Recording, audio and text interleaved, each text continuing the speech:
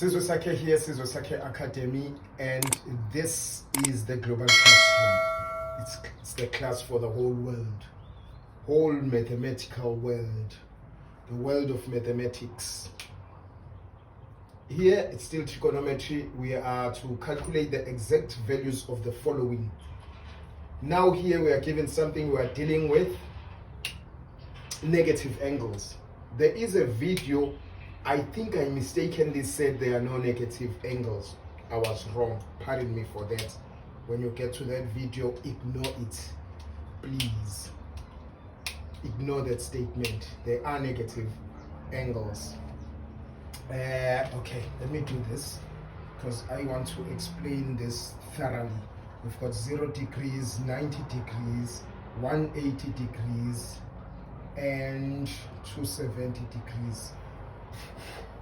And then we have 360 degrees. If I may just take this pen here. Okay. When we are dealing with negative angles, we are moving from here at 36 degrees, or rather at 0 degrees, but we are going this way. Each time you have a negative angle, this is what we are doing. We are going this direction. So, because positive angles, they go like this. Negative angles are clockwise. I think I did explain in some video. Clockwise. And here anti-clockwise.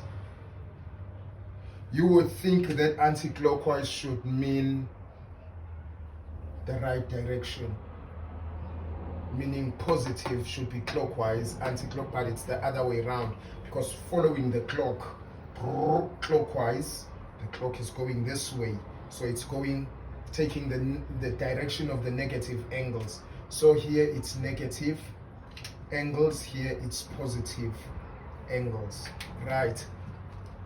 And here our x value is negative and our y value is negative. Our y value is positive here, x value is positive here. I just thought I should explain that. So if this is 360 minus, then we are to solve this one.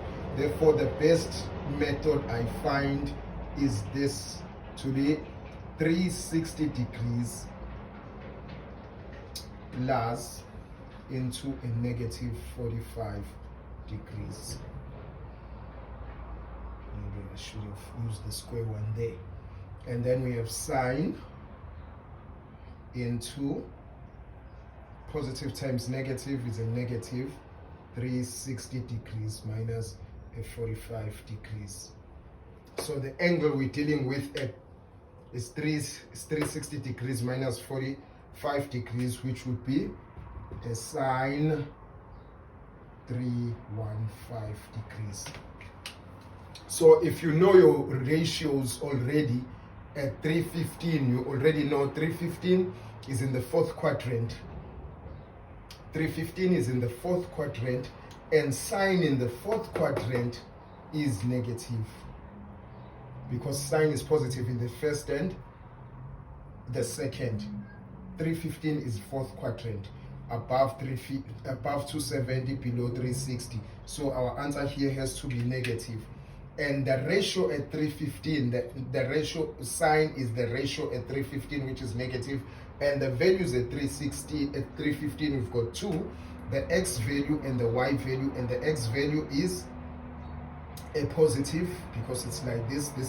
This is the quadrant, and x here is positive, y here is negative. So our x value here at 315 is positive, our x value at 315 is positive, and our value is negative.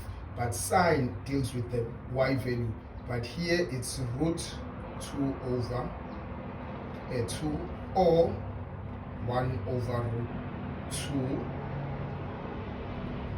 2, and the y value, let me use red for the y value, is negative root 2 over 2, or 1 over root 2. If you don't know where this y is root 2 over 2 or 1 over root 2, check our 45 degree angle. it's there. Check it and find out why do I use these, because these are the same. If you punch your calculator for both, you'd find 0.707 and this one 0.07, but this one is negative. At 315 here in this quadrant, it's negative. So we're looking for sine 315, therefore it's a negative root 2 over 2, or negative 1 over a root 2. It's up to you, but you use one of them. For an exam, you use one of them. For a test, you use one of them. I'm just giving it to you like this because it is like this. But for an exam, like I said, both, if you use your calculator, just punch root 2 over 2, you'll get this, or punch 1 over root 2, you'll get this. It's one and the same thing. But I do explain why we have root 2 over 2 and 1 over root 2 in our 45-degree angle explanation. So the answer here, if I may just drop the answer and wipe out all of this and this, because I just love using root 2 over 2 for no apparent reason. I just flow with it. Maybe you will flow with 1 over root 2, it's up to you. So this is the answer here.